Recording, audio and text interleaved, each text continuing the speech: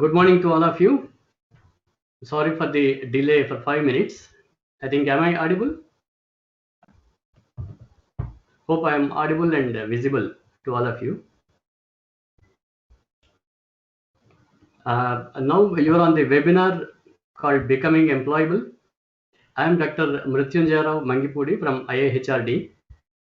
I am acting as Head Academics and Industry Partnerships, and we would like to take this opportunity to thank you all for making it convenient to participate in this webinar.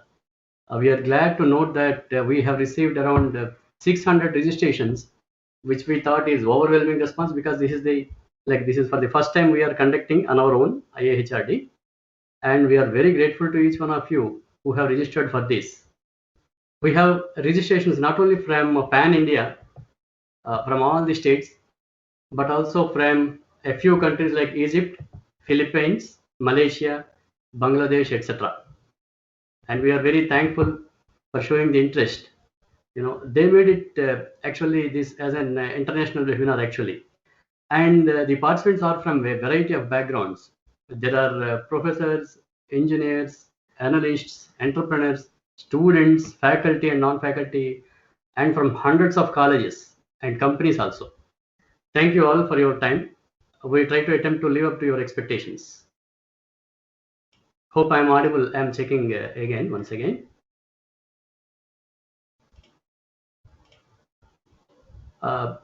Before we begin, let us discuss something about the higher education system. India is the India's higher education system is the third largest in the world, next to the United States and China. The main governing body is University Grants Commission. We call it as UGC, and now the Indian government is changing this scenario and bringing every education entity into one umbrella called Higher Education Commission. This Higher Education Commission is replacing all autonomous bodies like UGC, AICTE, etc., all accreditation bodies and etc.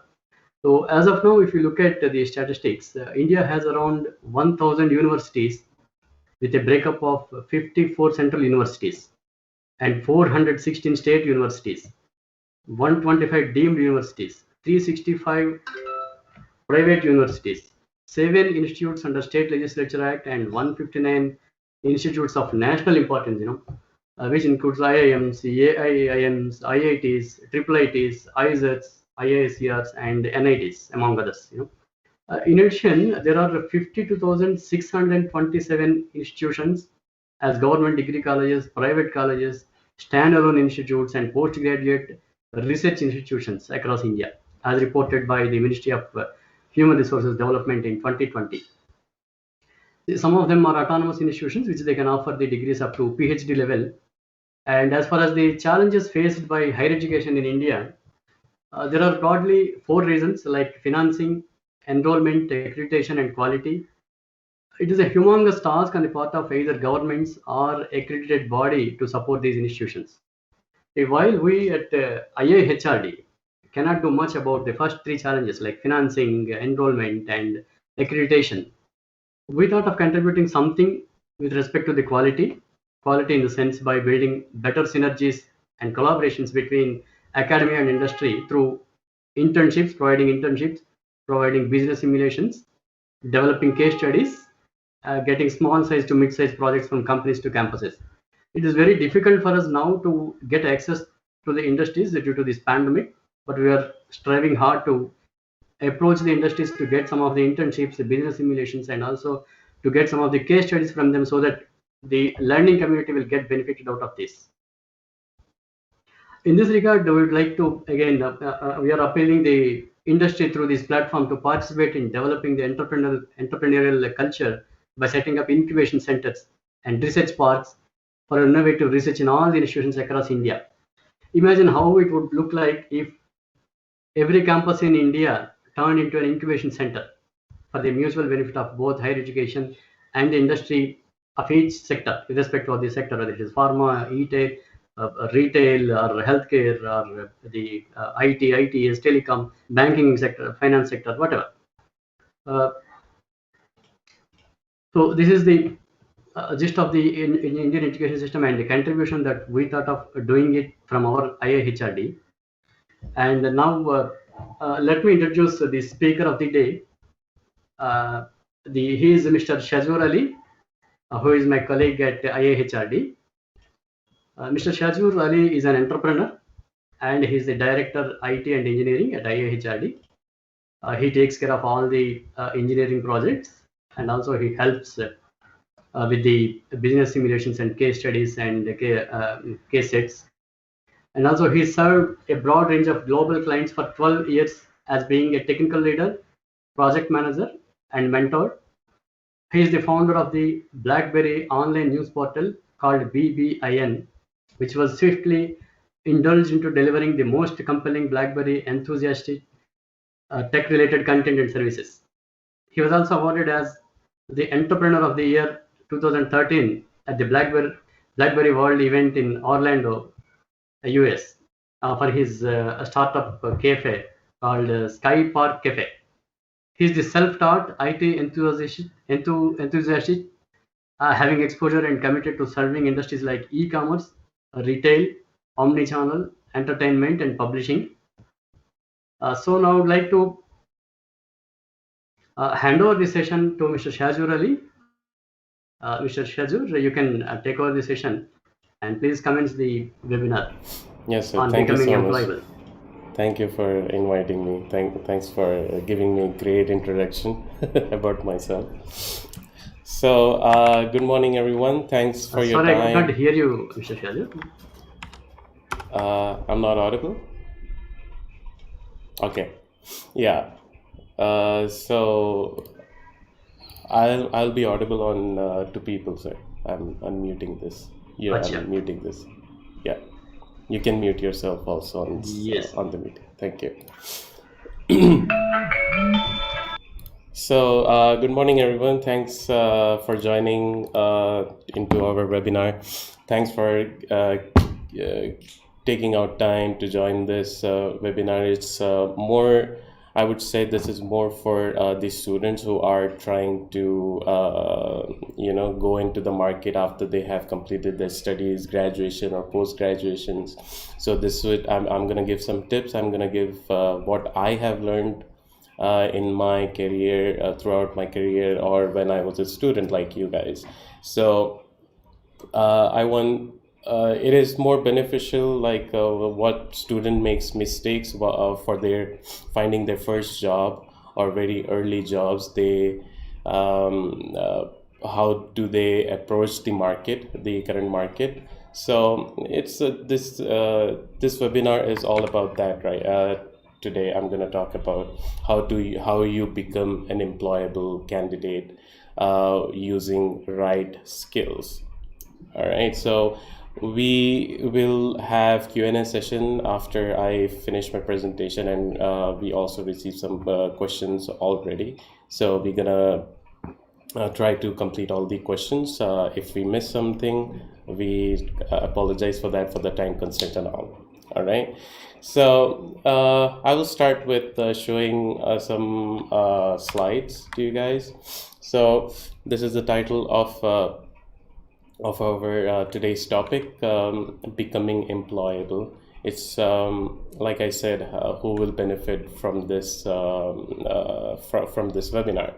So I would really like to start with creating your CV, curriculum vitae. A CV is sometimes called as a curriculum vitae or a resume.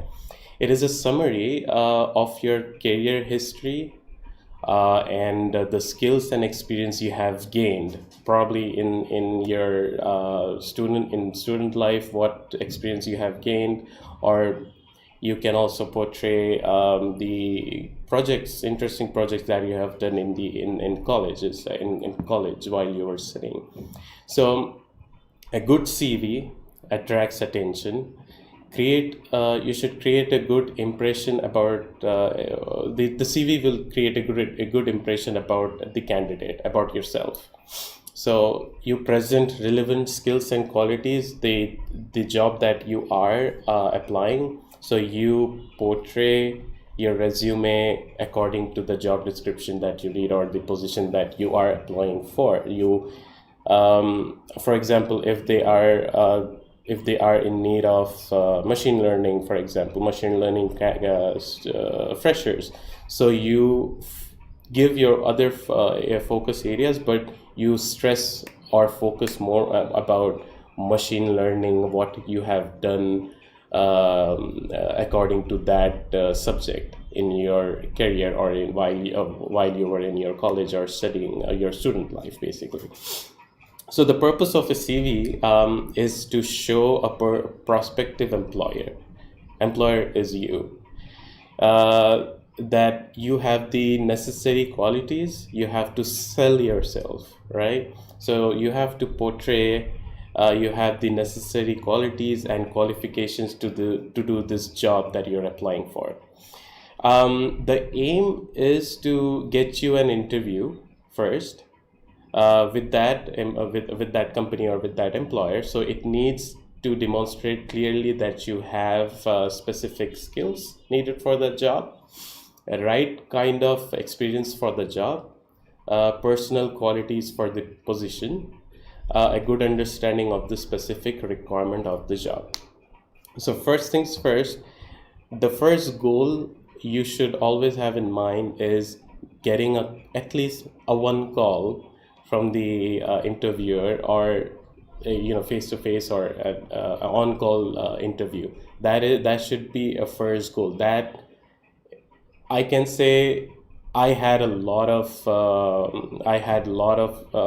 challenge getting at least a call. I was applying a bunch of places. I'm applying everywhere, but I was not even getting a single call from the company that I was applying. There are many reasons to that.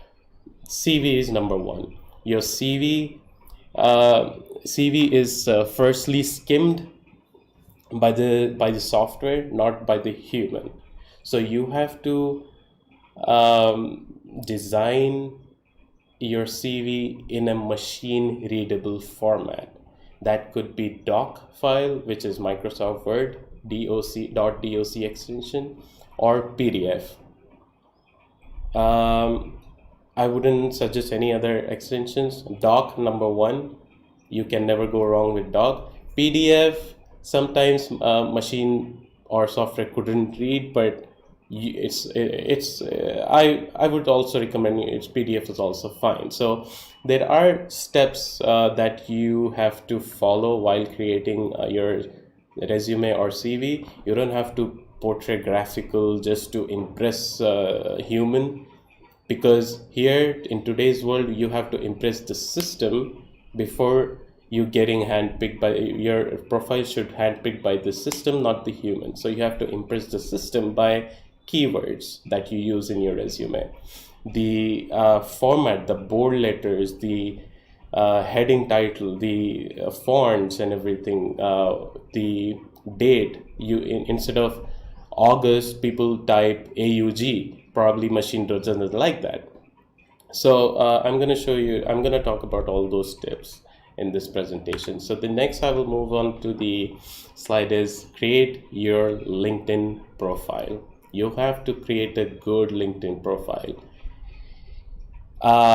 Try to fill all the fields that are asked by LinkedIn profile. As many information you put there is better for you to make social networking skills, or you can employer can find your profile on LinkedIn pretty easily too. The easier is a CV is to read, it's the better. Usually an advertised job vacancy, what they do is will often attract and also receive thousands of replies. Like I said, a lot of people just apply, and most employers have very little time to see all CVs in detail. So the best way to make sure that yours get read is to keep it short. Sorry, I'm still I'm gonna go back. I'm gonna talk about designing the profile, right? So how to prepare a CV. I follow this small thing. It's called follow KISS. It's easy to remember. It means keep it short and simple. So keep it short. It should never be more than 2 pages. 1 page is fine. Never more than 2 pages. Even if you have like 30 years of experience, 40 years of experience, it should not exceed 2 pages. That is number one point.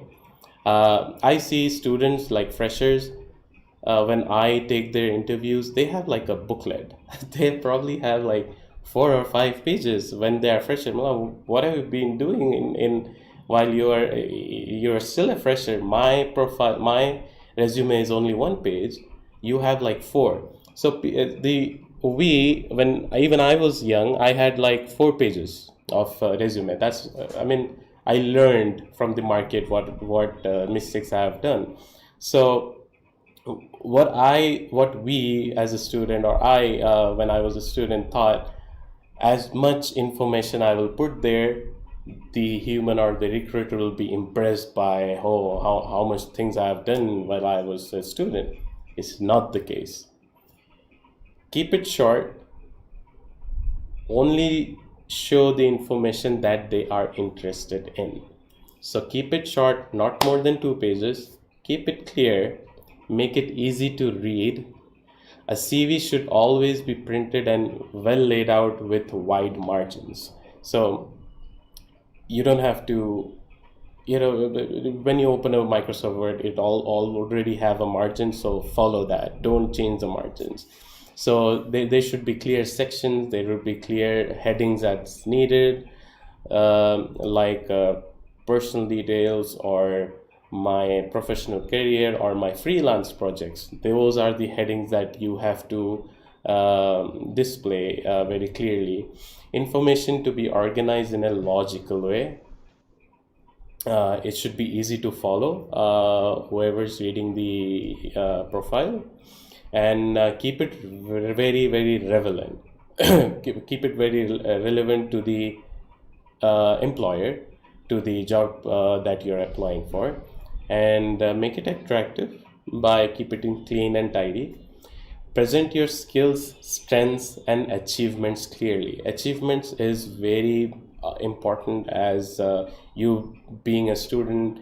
What have you achieved in school? Even a small thing like you were a captain of the house, or you were a prefect of the class, or you achieved something like even in sports or anything. It will show that you have something else out of what you have been learning at school. Okay, so employers really love that part of your career, or about yourself, that what you have been achieved. So now I will move on to LinkedIn profile. So creating a LinkedIn profile is very much important. These times have been social media driven. As we all know, we have a lot of everything is on social media, and LinkedIn has been the avenue for job seekers and professional networks. So when I say professional networks, everybody who is in working industry, or they are employed, or they are in professional network, in professionals, they create their LinkedIn profile for business perspective, or even for hiring. The recruiters use LinkedIn very much, because the LinkedIn offers great solutions for them. So before I move further into various aspects of LinkedIn, I want to show some stats of LinkedIn. You can see on the screen that there are 600 million users globally as we speak, probably more while we started the webinar, and above 50 million users in India. So that's huge. So the LinkedIn subscriber base is growing at 30 people per minute. That is what the statistics says. LinkedIn claims that users with complete profiles are 40 times more likely to receive opportunities on LinkedIn. So LinkedIn itself claims candidates or people who completed that profile like giving much more all information about themselves on LinkedIn profile, they are more likely to receive opportunities on LinkedIn or via LinkedIn. So LinkedIn profile is very, very, very important. Put your picture. Don't hesitate to put your good pictures. Put a smile on your profile photo. Put all the certifications, small, big certifications, anything, all your achievements, all your interest, your skills, everything. So I would recommend do not leave anything unless you do not have that specific value while you're creating a LinkedIn profile. Fill everything that you have there. Because the LinkedIn works, its analytics or its the search engine or algorithm works in such a way it reads everything that you put in the LinkedIn profile. The number of unique visitors LinkedIn grew by 360% over the year, 361% over the year earlier period, while the much larger Facebook grew by 56% only. By this, I can say Facebook is, it's there. It's a golden social media platform, but LinkedIn is growing. It's growing much more than Facebook. So a study found that 122 million people received an interview through LinkedIn, with 35.5 million having been hired by a person they connected with on the site. So again, very powerful point that LinkedIn is very important here. All right. So on an average, there are like 14 million jobs openings on LinkedIn. More than 20 million companies listed on the site. Like more than 20 million companies listed on the site. 90% of recruiters regularly use LinkedIn.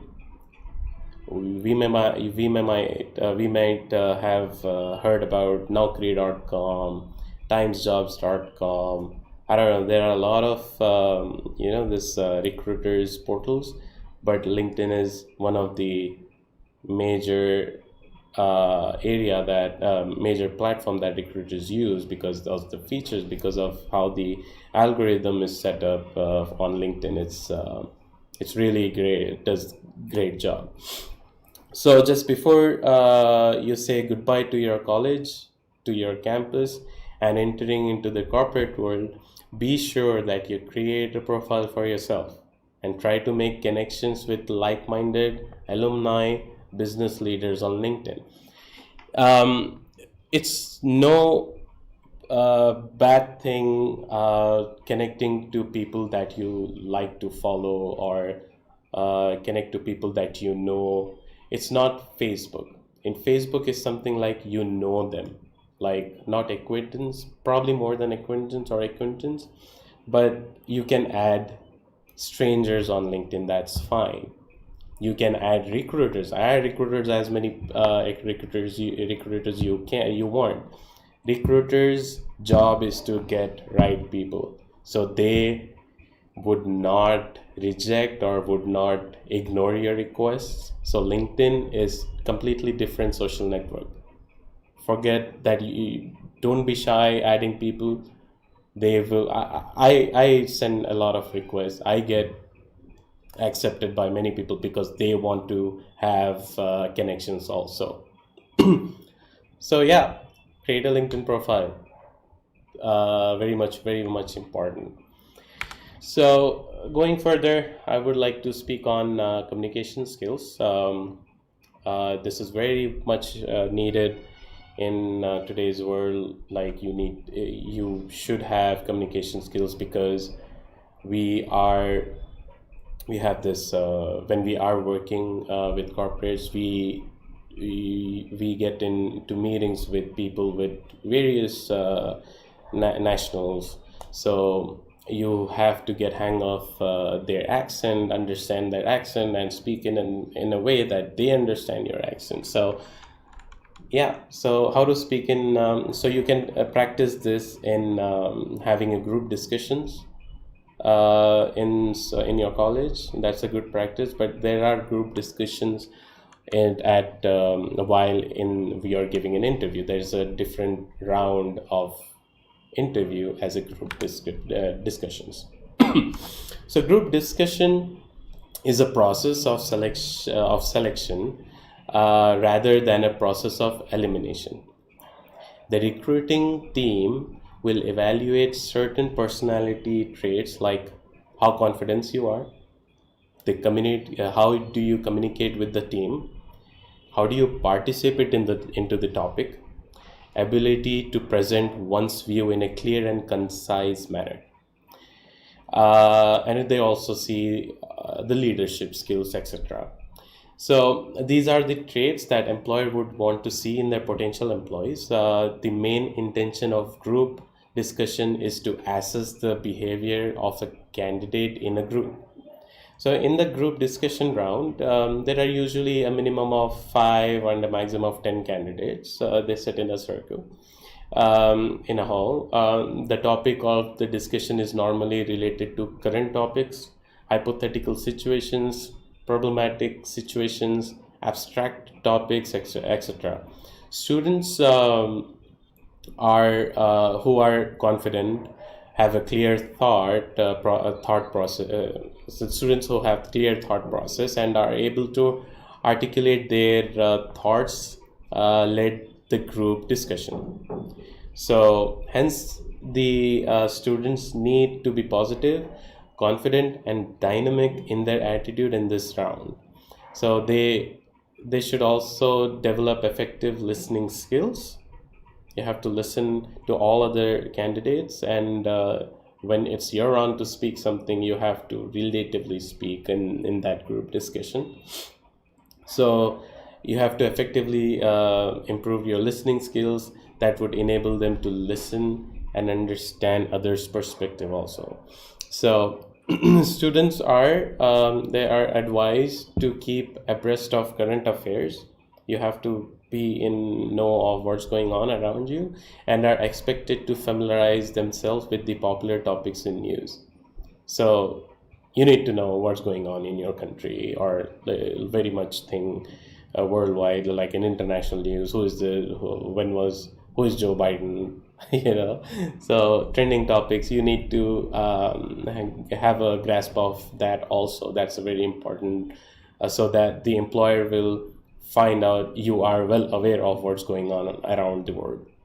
So you guys are also advised to form small groups and discuss various topics which would bolster their efforts to successfully participate in the group discussion. So the group discussion refers to the process whereby a topic or a situation is presented to a group of candidates. Again, it will be a 10 to 15 minutes to think about a given topic, right? The members of the group are then allowed to present their views and opinions to the other they present their views and presentation of ideas, interaction interaction abilities with other group members. So it is usually chaotic. The group discussion that I remember that I had is usually chaotic in most minds as to who will start first and who will talk for it. It's suspense. So who's gonna get what topic I'm gonna get. So you have to think very quickly and speak about that topic, and how things go out of control, and in the midst of all these, and you need to, end of the day, you need to impress the recruiters or the interviewer. So the purpose of group discussion is to bring out your interpersonal skills.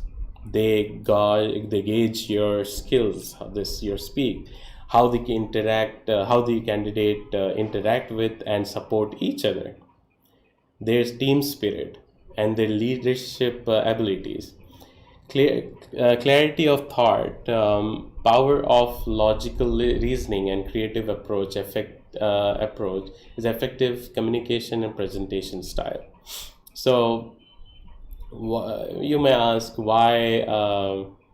why group discussion is a part of selection process. I have that I have that thought while in the early stage. I would say the main reason, the primary reason for conducting the group discussion is to evaluate how effective a candidate would perform as a member of a team. When more than one person is involved in problem solving, ideas have to be brainstormed, collaborated, and a conclusion should be reached such that the organizational goals are met, along with the creating a win-win situation for every member of the team. Thus, apart from the participation and contribution, team behavior and attitude of excuse me, team behavior and attitude of a person are the traits that a company would be evaluating in the group discussion. So there are some points on the screen. You can read all those. The team, the judge, they judge basically the individual performance behavior in the group, like I said. The different aspects of group discussion include verbal and non-verbal communication skills, the ability to make discussions and cooperate with people, how you work in a group, basically. So this is an appeal. I want to make an appeal to learning and development unit in the campuses, or to all the campuses there, that they train or they exercise group discussions in campuses. The purpose of explaining the significance of group discussion is to make them understand its importance in campus selections. We request the trainers in colleges, universities, educational institutes, that they to make them ready by arranging regular group discussions in their classes. This will make the students face group discussions better and succeed in the selection process. Why is it important? Companies like Google, Amazon, EY, KPMG, Deloitte, IBM, ADP, etc., they all conducts group discussion rounds. So this is an appeal again to all the universities there who, if they are you're watching, exercise them, teach them. It's not easy. You have to practice speaking on various topics. So the learning objectives that I can say is to prepare students to participate in group discussions by making them aware about the what and why of a group discussion, guiding them through what to do, the do's and don'ts of a group discussion, provide some topics for do-it-yourself exercise, and suggesting them some techniques for group discussions. So the experimental learning, the general topic would be which covers current affairs. Like I said, current affairs topics related to business, technology, politics, education, and social activities, to check how much you are aware of such topics. A few examples would be work-life balance, demography dividend in India. I'm sure you have not thought about this while I was speaking, but random topics. So the controversial topics could be controversial topics are basically usually argumentative in nature, to provoke you to know how mature you are in keeping your temper, analyze and critically present their views on the topic. For example, should beef be banned? A topic given, a beef should be banned, or a woman makes better managers at workplace. So this is like a debate kind of a thing. So candidates that can take a stance for against for against the given topic, where thereby leading to a bit of disagreement among the participating members of the group. For example, we are becoming too dependent on computers. Video games contribute to youth violence. There's a debate topic. The reservation system should be removed. So topics like that are controversial topics or debate topics. So abstract topics to test your lateral thinking and creativity around the topic. These types of topics generally include imaginary or hypothetical topics. For example, like what would happen if the world, if the Earth would stop rotating? You know, very random, very unrealistic. So the other example I can think is about what happens if you were given a chance to rule the country. So things like this.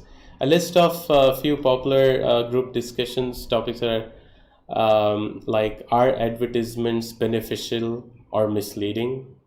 Can trade help the poor? Depreciation of Indian rupee. India needs more entrepreneurs and managers to face new challenges. Artificial intelligence. Will man be ever replaced by machines? And a trip to Mars. So these are all abstract topics, imaginary topics. So so there's a small case study. Sometimes instead of a topic, as case study also is given in a group discussion. It is usually a problem to check if the group comes up with a solution. So they need to resolve the situation. The objective of the case study is to think about the situation from different angles. Generally, real life situations are given in the case study. A complex and problematic situations and information about this situation are given in the group discussion. Like few examples is like status of women in India, global warming, role of China in recent pandemic, relation between India and China, topics like that. So the reason that you need to know what's going around you or around the world in the news is also important. And a very good exercise or practice would be reading newspapers. Reading newspaper, I would suggest not online media, printed, because online media, there are a lot of freelancers, they write rubbish also, so you fall into bad news.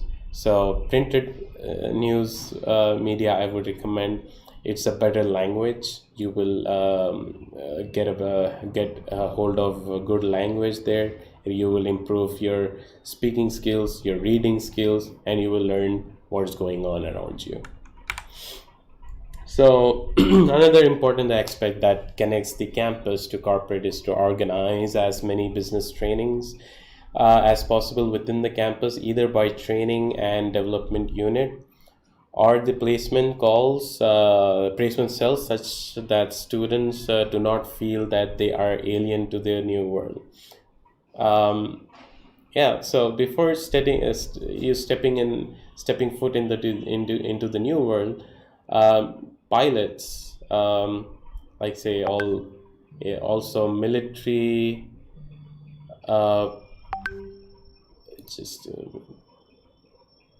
also like pilots, all military people, they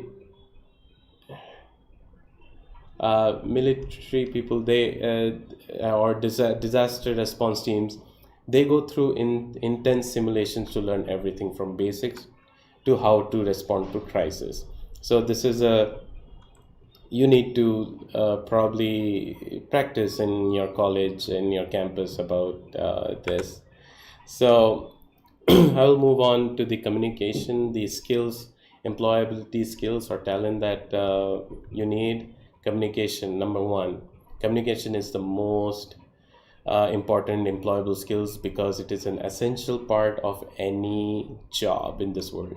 The communication process involves 5 elements: the sender, the receiver, message, medium, and feedback. When these elements are work together, you can deliver and understand messages clearly and efficiently. Second, I'll move on teamwork.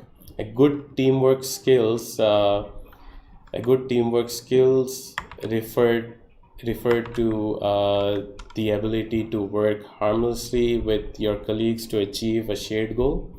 The teamwork skills such as collaboration can increase your hiring chances because you may be able to help a company reach its goal more effectively. There are many things you can do to boost your team skills, including volunteering to help coworkers with projects, working with others in a local organization, joining a sports team maybe. So involve yourself, exercise yourself, indulge yourself in a teamwork. The third is reliability. It will make you more employable because it promotes trust between you and your employer. How reliable are you? How employer can trust? How far your employer can trust you? You are a reliable employee if you can consistently complete your tasks on time, deliver projects on time, on a given time, deliver quality work and make minimal mistakes. You must be able to respond to inquiries and emails promptly and only make promises you can keep. You can become more reliable by consistently meeting or exceeding your expectations level of work performance, creating schedules of your daily task and maintaining them, and acknowledging your own mistakes and making a conscious effort to avoid them in the future. So that is trust building, reliability building with the employer. The fourth one is problem solving.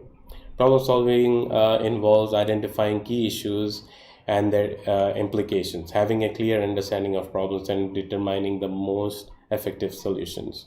So you can become a better problem solver by understanding research assignments and projects, participating in brainstorm sessions, regularly developing your skills by solving puzzles and games. So yeah, the fifth one, organization and planning. Being able to organize and plan effectively is very much important because it helps you and your employer save time, effort, and money, also by improving your workflow. It ensures that assignments and projects are completed on given time and prevents confusion and errors that can be costly to the company. So to be a good organizer or a good planner, you should be able to identify tasks, prioritize them, create a schedule for them, and complete them on time. So we have more like the sixth one is initiative. Taking initiative means recognizing a problem and solving the problem. Preparing for a potential crisis by taking preemptive action, like you can taking an advantage of opportunities and having a positive attitude. It shows that you can think for yourself and take the necessary actions because without being instructed to do so. Employers considers initiative one of the key employability skills and value employees who possess self-motivation to complete tasks without being asked. You can improve your ability to take initiatives by approaching companies and other organizations to inquire about job opportunities. Okay, step out, go and approach organizations for job opportunities, proposing changes to policies or activities of a group you belong to, and setting up a local club or a fundraiser. So how much you involve in in public, you can gain your initiatives by that. So the seventh point, I would say, is self-management. You can increase your self-management by creating schedule for certain activities and maintaining them, as I said earlier. Participating in volunteering work that allows you to work independently. Leadership is one of the skill oops Leadership is one of the skill that employers look at. uh, Sorry, yeah. Employers look for good leaders nowadays. They can benefit organizations in many ways. As a leader, you play an important role in ensuring that your given team, shares the same vision as the company or the product, and works in same vision with other teams and departments to achieve the common goal. So you can learn to become a better leader by attending a leadership course, starting a local group, be a leader of the group, reading about the habits of successful leaders, particularly those is in your industry. Like if you ask me, I would follow Elon Musk, I would follow Bill Gates, because those people are technology industry leaders, right? So the ninth is learning. You have to learn all your skills, uh, teach yourself a skill or a hobby. uh, read Read newspapers, you will accomplish a speed reading. So build or practice all these skills that will lead you to learning. The last one I want to talk about is the technology skills.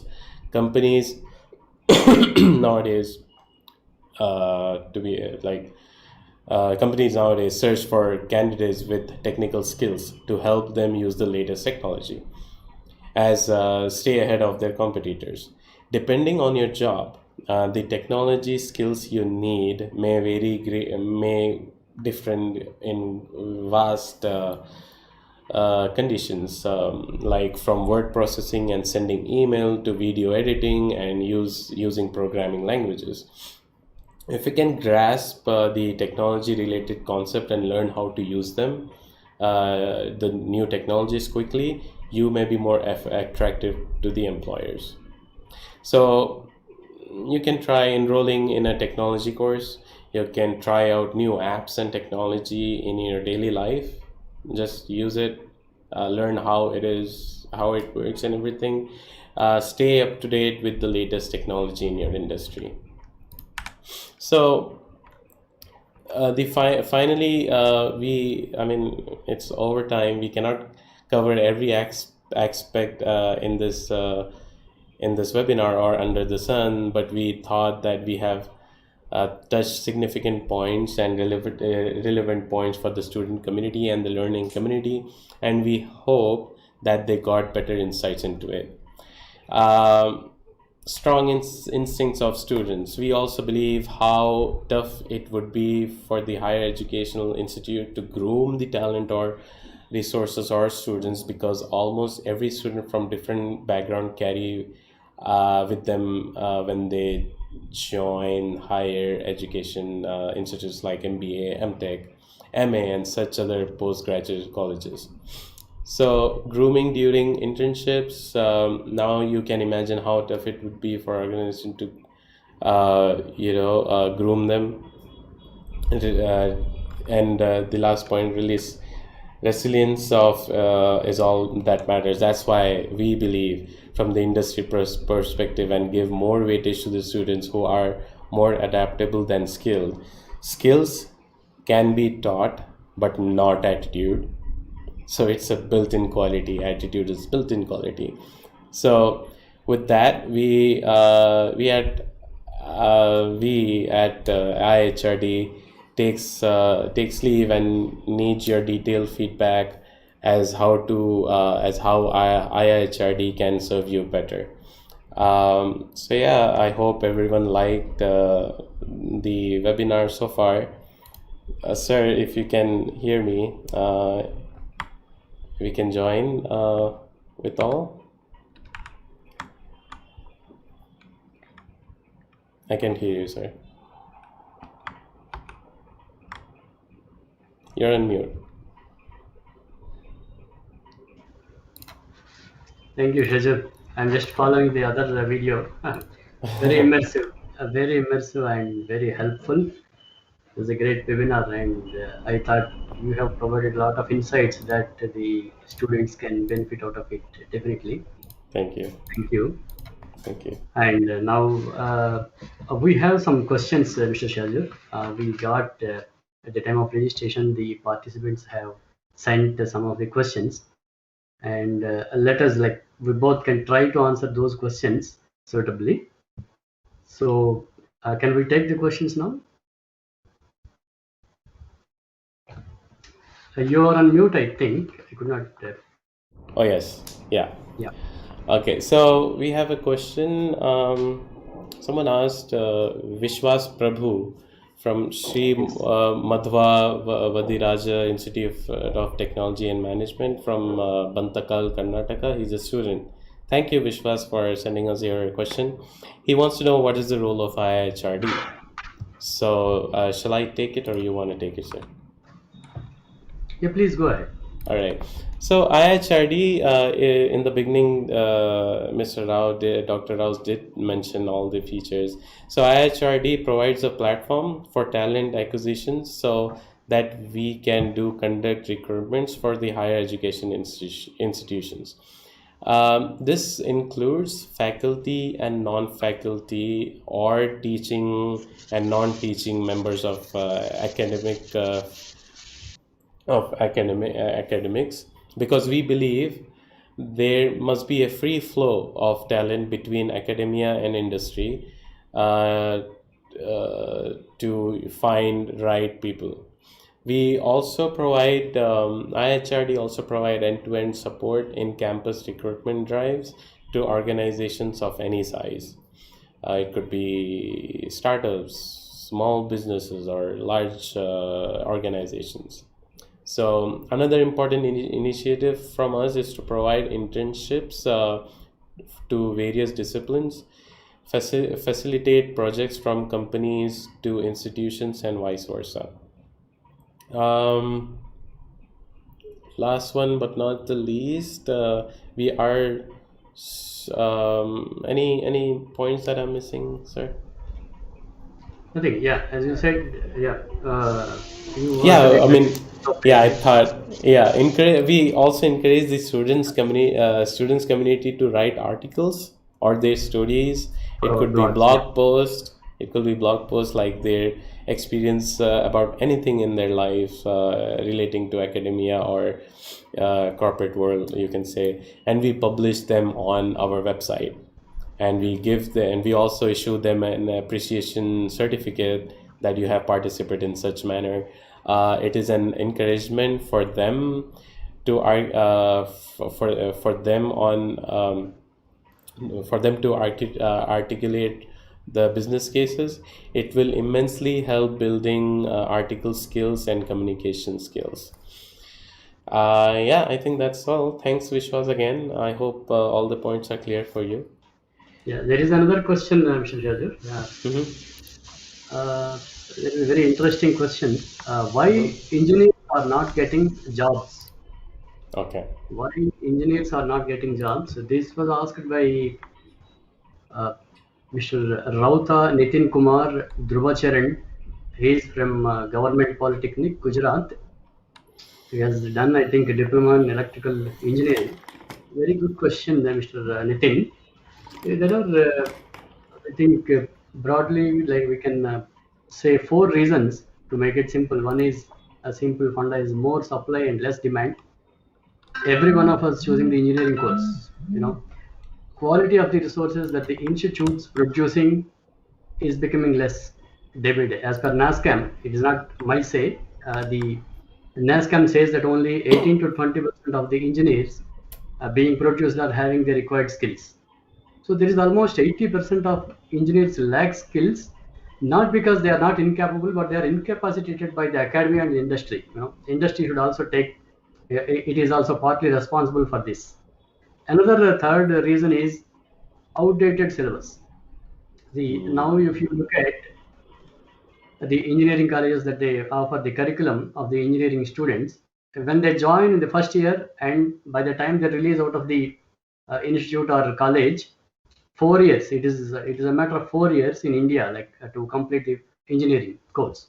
By the time they release, the technology gets outdated. And the no True. engineering college has the curriculum of like artificial intelligence and machine learning, robotic process automation, we call it as RPA, edge computing, quantum computing, virtual reality and augmented reality, blockchain or Internet of Things or 5G. Okay, these cannot be taught at the colleges because that is why they're not able to get the employment. Fourth reason, the final reason one, like I keep telling whomever I am interacting with during the interactions with the students during campus recruitments and even during our seminars that you should have not only the skill but also the will. See, you might have the skill, but if you don't have the will, then you might not get land into the appropriate job. There are many engineering students and engineers that I know who are switching their jobs to HR or management and sales because of lack of interest or whatever be the reason. See, the engineers are now getting into this management field and they don't want to continue because for some reason they joined, but they don't want to continue in the engineering. I have a couple of friends who did their MBBS and they are into engineering industry. My goodness. Yes, see. At least see engineering and HR I could understand because the BTech people can act as a technical recruiter for the companies for some time, Yeah, yeah. right? And even but I don't know how the doctors choose the other way. Okay, that is how Mr. Rauta Nitin. That all I can say. And The now we last can. point is I think engineers need to work on their resume. So follow the webinar. This was the webinar about how to improve your resume, right? Yes, yes, So yeah, engineers, if you're not getting job, these are the various good, valid points. The one thing I yes, really like is the out of date syllabus. I was always concerned about that in my younger ages as yes. well. It is true. Yes. Yeah, sad. Yeah. Another question. I have a question from Yeah, please go ahead. Mr. Arjun. He's from MES College of Engineering, Kerala. He's an MBA graduate. Great. He is asking, will it be tough time forward during this pandemic? So I'm guessing getting a job during the pandemic. The simple answer is no, not going forward. We had really challenge time in 2020, entire 2020. A lot of people got laid off. There were no hirings. So if you asked me this question in 2020, I would have said yes. But in 2021, the world, because entire world is in this pandemic, it's not just us, not just Indians or some regions. So all the companies were losing money. That is why they were laying off a lot of people. They were not hiring new people. They were just working on how to work during pandemic, how to work sitting at home, Yeah. how they were making new processes, right? They were just understanding. First, they were waiting for this to go. Then they acknowledged that the COVID or pandemic COVID is not going to go, so we have to change our rules. We have to break all the rules, set all new rules. So all that thing has been done, passed. As we speak, since 2 weeks, I'm seeing a lot of job openings there in TCS. Yes. TCS is Tata Consulting Services, Yes. they are opening a bunch of jobs. Wipro is opening a bunch of jobs. Infosys is opening a good amount of jobs. So everything, whatever they laid out, they are not bringing those people in. Probably some organizations are calling old employees back, but they are putting out those open positions on the onto the market. So very, very, very good time to take my points that I discussed in the webinar, improve your CV, apply right now. Yes, yes. And adding to Mr. Shazur, like we have to turn the adversaries into opportunities, and this is the right time for us Exactly. to learn Exactly. new courses. Like there are so many portals available: edX, Simply Learn, Upgrade, NPTEL, Swayam portal is there, and they are all offering the free courses, and even they Awesome, charge man. they it is very very minimum charge. Yeah, They're even collecting 600 rupees. yeah, if you just want to try, I think they have 7 days trial, 30 days trial. I think LinkedIn Yes, gives a 30 days trial. They have yes, LinkedIn learning learning for is also everything, for exactly. hiring, for learning new skills, or how to give interviews, how to be ready in interview. Everything is there. Yes, yes. So yeah, very, very good time to Even find a even job. they can learn data analytics. Yeah, Very yeah, short-term courses are available. And then yeah. if you don't you believe it or not, Excel is the sixth, top sixth position. It acquires top sixth position in the data analytics. Oh, We take it very light. Okay, Excel is the old thing, right? yeah. Excel still remains the same thing. It has got Wow, everything that it has to do with the data analytics. wow, yeah. Another question that I got is, what are the key soft skills required for employment? This question was asked by Dr. A. Prakash. He is from Good question. Sri Saraswati Soft Skills Academy, Chennai, Tamil Nadu. He is the director and soft skills trainer. Oh, excellent.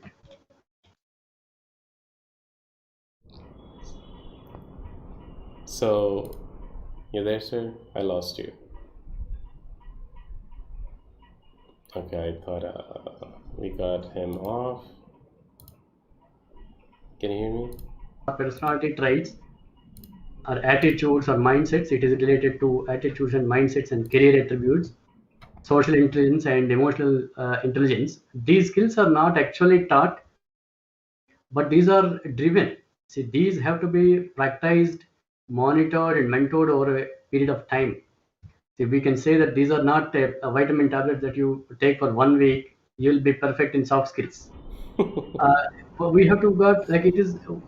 We have to acquire the situational fluency, understanding the background, understand the context, culture of the organization, etc., and then we have to respond. So that has to be like inculcated among all the students, and then we have to monitor them, mentor them for a certain period of time. Then only we can acquire some of these soft skills. Like these are not available in the books. Okay, you cannot attend some of the sessions and then you can acquire these skills. Okay, now I'm perfect, right? No. So those Yeah. are the soft skills, and some of the soft skills, as Mr. Shazur analyzed, discussed during this webinar, can be again referred back. So that is and thanks, Mr. Dr. Ray Prakash, for posing this question. Shazur, I posted another question to you on WhatsApp. You can Okay. do that. Yeah. Okay. Startup questions someone asked. I have a question. What are the basics to start up a new organizations? How do we plan? Yeah. This was asked by Mr. Prakash MD. He's from Sri Sharada Devi Education Trust from Karnataka. He's a lecturer. Thank you, Lecture. Yeah. sir. Thanks for your time. Thanks for joining us. And so, this question: what are the basics to start up a new organization? How do we plan? This is more like an entrepreneur question. So, first thing I would say, what I would think, what is the problem that I'm solving? Am I solving something? Am I solving any little point is also very valuable. So, first thing, are you solving something? Second, plan accordingly. Um, Research is very much important. You have to do research. your own thinking. You think it would be, it's gonna, it's gonna be big. It's a great idea. Sure, the same thinking could be 1 million people could be thinking that's the same. They might have your same mindset, but probably very less in your area where you are, giving that solution for. So you need to research, you need to do surveys, you need to read articles, you need to indulge in community discussions, ask questions, if this is how, blah blah blah, would you like it, and stuff like that. So I see reddit.com. Reddit, if you haven't heard, check out. There are people, area wise also, Karnataka wise, AP wise, Delhi wise. You can post questions about anything, and there are people who want to talk to you about. So very quickly, surveys you can do in that manner, or go to institutes or something that you can do surveys. And if you think, when people start the new businesses, new organizations, they all, they think about the budgeting. If your surveys are good, if you think the ideas is good, if you get good feeling about the your startup, don't hesitate to take loans. Loan will buy time, because today you might need 1 crore of rupees, but you'll say, I will save for next 2 years and start. You can do it today in a day, and you can save 2 years of time. And probably when you are saving until 2 years, your idea might be old. There might be a lot of people doing it, right? Exactly. So yeah, and surround yourself with positive people. Be friends with who like your idea. Brainstorm with them, meet them over a coffee, or hang out with them, talk about it. Their ideas would also give you a lot of scope, because it's your vision. You can think the further than your friend, but their small inputs can also, give a better improvement of your idea. So yeah, I mean, Yeah. I can think, I mean, if I can talk more on that, because I was just changing my mind from, see, getting employed to an Of entrepreneur. course, Yeah, it is your area actually. so these are the very quick I things that know. I can think, sir. Thank you, Professor. Thank you so much, Mr. Prakash, Yeah, yeah, for your yeah. question. Another question is from Miss Rajadarshini Makeup. She is from Indira Gandhi National Open University, Bhubaneswar, Odisha. So her question is like this: How to become self-employed?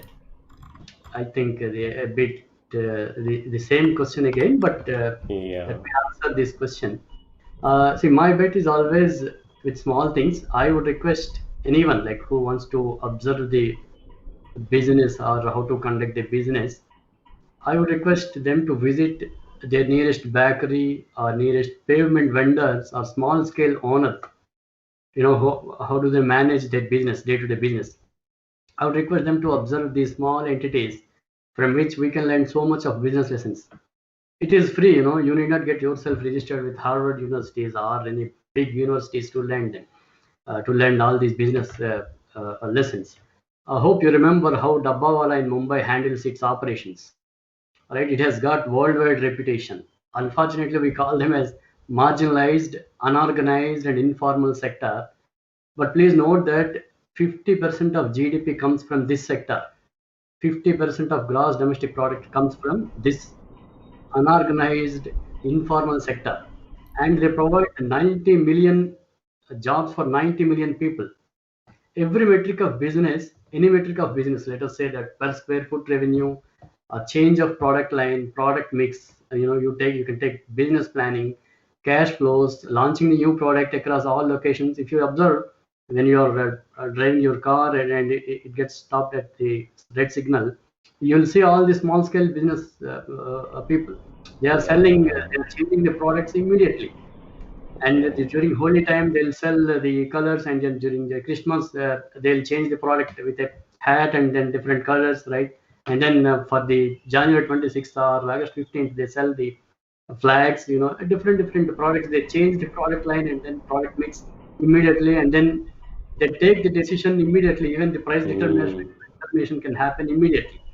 So I would always I love to observe their kind of business, and I can think of first selfie stick I bought from traffic signal. yes, yes, yes. See, they launch the product at the same time in all locations, if you observe. And I Yeah. don't know how they manage the inventory, and then I don't know how do they plan for the resources and all. But if you want to take a decision to change the product line, you have to take approval for all the way from the CEO to board level also sometimes. You have to get approval, and then by the time you get the approval, the opportunity has been lost. Exactly. Yeah. So my it is always like, you please observe the vendors surrounded by you. Like, you can go to any nearest bakery, or you can Yeah. observe the street vendors who sells the books, right? So Yeah. that is the thing. And thanks to Miss Rajadarshi Makeup for asking this question. And there is one thing attached to this question, that when you are self-employed, a lot of people, a lot of new entrepreneurs or uh, self-employed people think whatever profit comes in is their salary.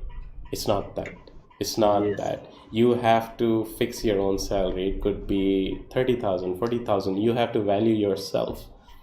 You have to withdraw salary per month how you give to other workers or employees in your organization. The other profit, the other margin of the profit goes to the your company's account. It is Yeah. for disaster recovery. It could be for building, improving your business or stuff like that.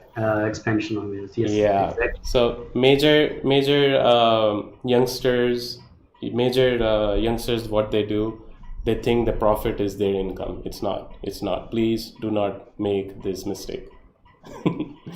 Yeah, good, good. Okay, fine, Mr. Shazir. Then I think it's now 11:45. Yeah, Uh, it's I think, let us wind up. And one more time, I would like to thank all the participants for taking your time and then participating in this webinar. And then we'll definitely come up with another session, and then keep watching our IAHRD channel. And also, uh, uh, you are the member of our IHRD WhatsApp groups and Telegram groups. We will keep you posted for further developments, and we will also inform you of the future programs, if any, that we conduct, so that we will be in touch.